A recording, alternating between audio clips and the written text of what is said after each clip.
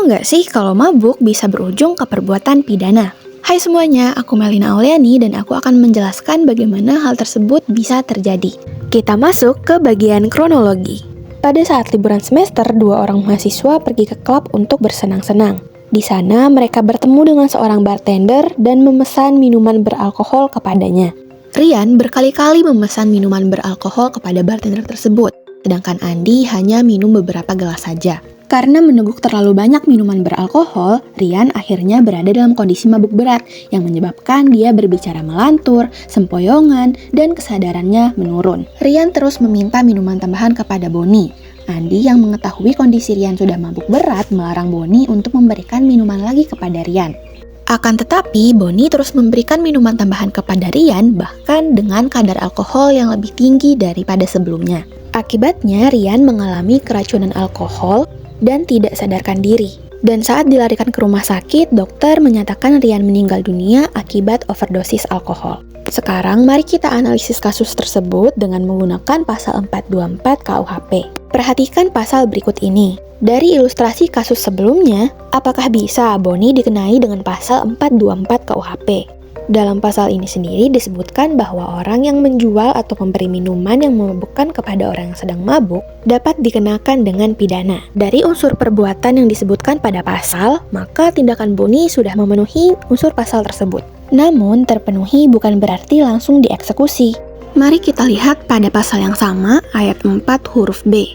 Pasal ini sesuai dengan perbuatan Boni yang memberikan minuman dengan kadar alkohol yang lebih tinggi sehingga menyebabkan Rian meninggal. Mengapa kasus tersebut masuk pada ayat 4 huruf B dan bukan ayat 1 biasa? Karena delik ini merupakan delik berkualifikasi, di mana ancaman pidana diperberat akibat munculnya dampak kematian yang diderita oleh tubuh korban.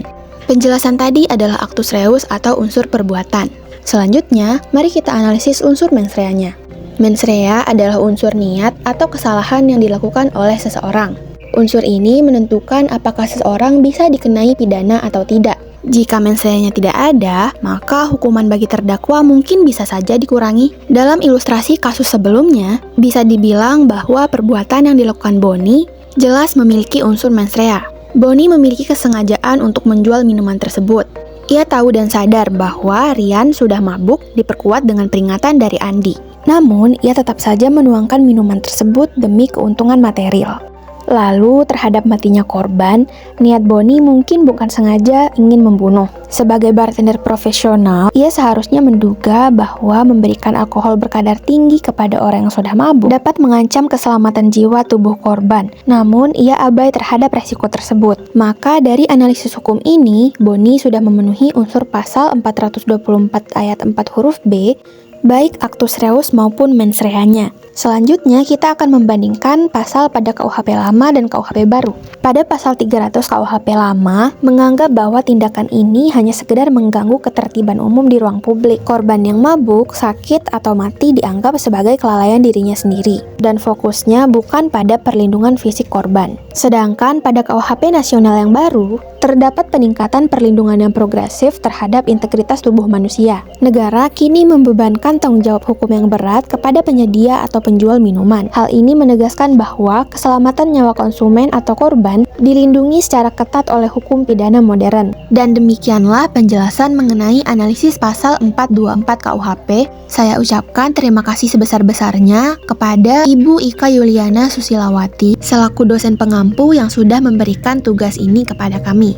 Terakhir, pertanyaan, kritik, dan saran membangun sangat diterima.